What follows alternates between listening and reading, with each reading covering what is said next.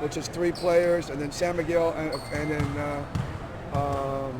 San Miguel's playing tomorrow, and there's 4 players there. So I was trying to recognize that fact that we're not going to push these guys too hard. So it came in with just doing a couple of things, and we did those things well, and they did it quickly. They understood it quickly. So we had a fast practice, and we finished maybe in about an hour and 15, an hour and 30 minutes, which is that's our target. We don't want to spend the whole 2 hours. You need a 2-hour practice. You're going to do a lot of conditioning. We're not going to do any conditioning here. So it's really about cerebral stuff. And it's amazing these guys pick up things so quickly. Junmar was here today. It was great to see Junmar. He just makes the team look different. He's out there. He just makes everything look different. And it's funny, I didn't have to instruct him in one thing. All he did was watch what everybody else was doing, and he picked it up just like that. I mean, his basketball IQ is just off the charts. It's amazing. And it's fun to be around. It's an honor, again, to be around all these guys, how good they are. So all 15 showed, and only guy that's still out is Laster, but we expect him to maybe join on Monday. And again, participation is crucial because that's where we're going to be able to teach and learn. And we'd rather have guys come in short term and really participate in everything we do, rather than have them, do really hard stuff and say they can't do it and sit on the side because they have to prepare for tomorrow or the day after. So, we're trying to be smart with our practices and make sure everybody participates. Because if everybody's participating, that means we're all getting on the same page.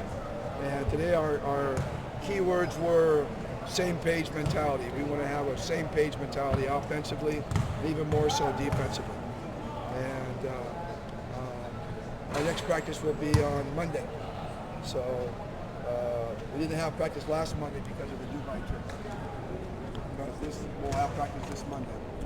And we're still planning maybe in 2 weeks to have a pickup game against one of the ABL teams, probably Alab, with Jimmy's team.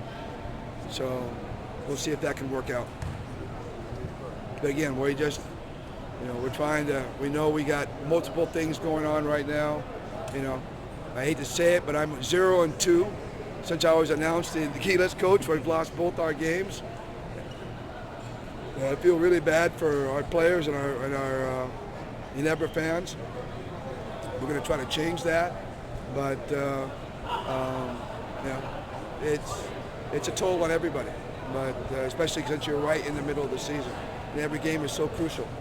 So we got San Miguel, and not that you want to know a bunch of Ginebra stuff, but we got San Miguel and Magnolia coming back to back, and we're 1-2. So it's really important for us to pick it up. So we're trying to pick it up here in Gilas, and we're trying to pick it up with Ginebra.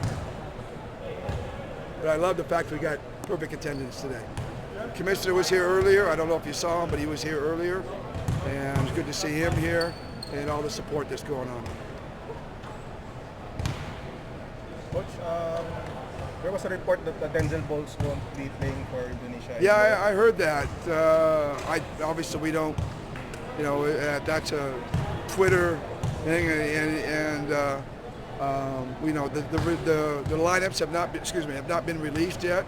I think they're going to be released like October 20 something. I'm not sure. Actually, Coach Jung has that information when the lineups of all the teams will be released. We're going to add a bigger pool to the organizing committee. We're going to add a bigger pool. We're going to keep practice tight, but we're going to add to the pool and put a 24 or 25 man roster out there. But really, we're not going to add to practice at this point. It'll just be names that we put out there. Multiple reasons why we did that, but I won't discuss it. Is that because complying with the organizing committee? Well, they say you can just submit as many as you want. So we might, to be safe, and better to be safe than sorry. We're just going to throw a lot of names out there, and and pull from the pool if we have to. But we're not gonna change our practice guys, our 15. There's no plans to change that at all. Just because the lineups are coming out, and you can have as many as you want in the lineup. So why not? When's the deadline for the lineup for the teams to submit? You have to ask Jong. I think it's October 20th. What's today? 10. Yeah, something like October, around October 20th.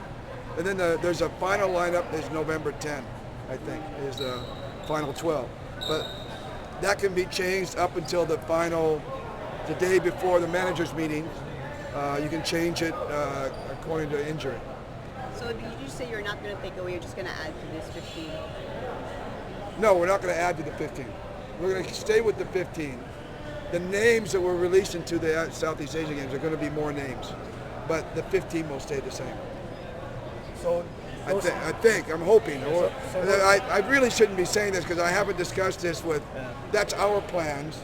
I haven't discussed it with SVP. I haven't discussed it with Al Panlilio and the powers that be, the commissioner or the board. So I don't know. I might be getting in trouble telling you guys this stuff because this is something we talked about in our coaches meeting, but we're going to propose it to the powers that be. So I'm not saying it's automatic. So that means, Coach, those additional names won't be attending practices. It's just for compliance with just compliance with the Southeast Asian Games. Yeah. Joe Defense is here. Coach Joe, Coach Joe. Yeah, so. And he's probably one of my most active coaches. I mean, because he has relationships with every player in the league. You know, Joe, he's a relationship guy. He gets along with everybody. Everybody knows him. So he's either talking socially or he's talking basketball, but he's always talking. And so he's always communicating to the players. And again, he knows what we demand more than anybody. So I'm just real pleased that he's here and helping us out. And he's a really good addition. Jong has been helping out big time, I should say, in terms of helping us out with scouting and lineups and what's going on around the league. And he's been a great help to us so far. And he's going to be our lead scout, but we're going to have different people assigned to different teams, but he'll definitely be our lead scout. We like him. He's just really on the go, and he's got the time. You know, the rest of us are practicing every day, and he's got the time to really investigate. So he's just, again, a great addition. I'm so happy we have John.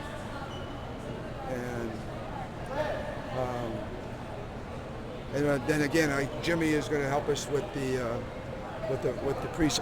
practice game. What's Junmar? What changed with Junmar around? You touched on that earlier. What changed? He's just such a huge presence. You know, I mean, he's a confidence builder. You have him around, it just builds your confidence. And you know, there was a lineup out there. I was looking at it, I go, wow, look at that lineup. I think it was Troy and who was it? It was Troy, Jason, Junmar, Stanley, and Matthew Wright. And they were running our offense. I was going, wow, look at those guys move. I mean, the incredible talent out there. And they all, again, their basketball IQs are off the charts. So Troy's a really good compliment to Junmar in terms of what we hope to do with Junmar. But we're just really beginning. We're just barely putting in the foundation of our continuity offense, and then we still have our sets that we have to add for Junmar and our big men. We get the ball to them at the post, and we envision a lot. Just a matter of prioritizing what we can get done. But we're all excited. It's fun. We had a coaches meeting from 5 to 6, and we're all in there giggling and laughing, and wow, this is going to be fun. Yeah, the energy is really good, especially amongst the coaching staff.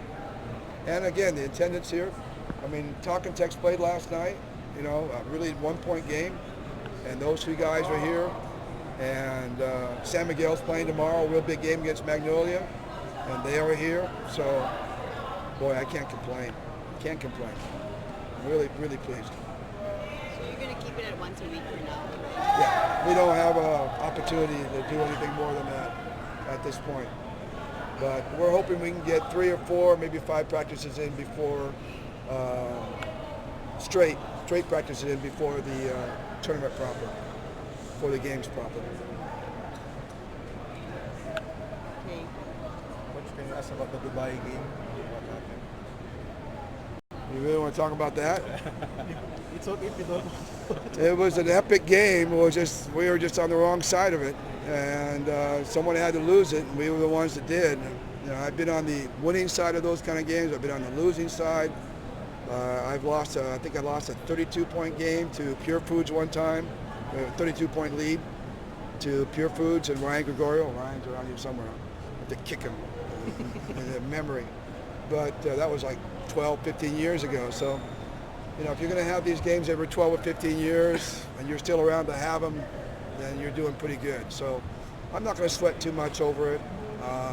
It's a great character game by NLEX, typical of a Yang Yao team. You know, they just don't quit. They don't change the way they play no matter what the lead is. They hit big shots, and we didn't. I mismanaged the game in terms of overplaying Justin. Didn't expect him to get the cramps. I should have known with all the dry weather there that dehydration would be a problem. He started suffering cramps late in the third quarter and never recovered.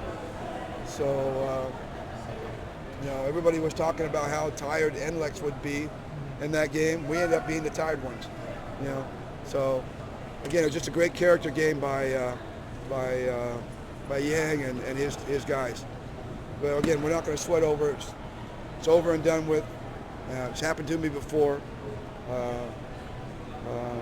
You know, we'll move forward. Our players will move forward, and we'll get ready for Sunday in San Miguel. Hi, bud. Thanks, June.